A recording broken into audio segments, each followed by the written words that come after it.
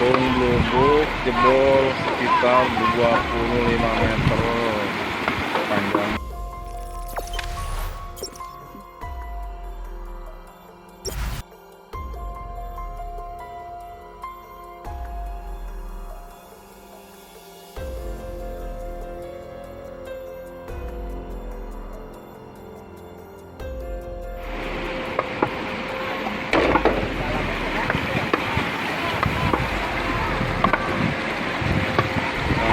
Kampung Blubuk jebol sekitar 25 meter panjang.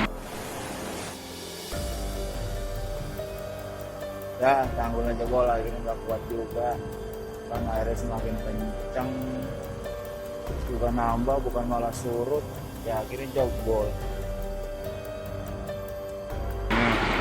Kedalamannya sekitar 60 sampai 70 cm.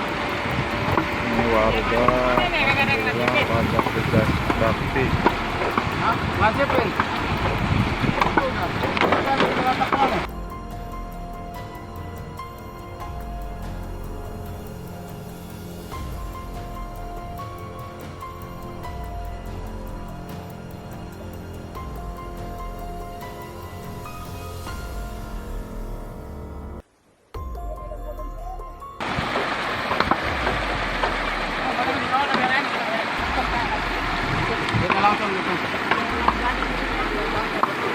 Langsung aja, ya benar bukan.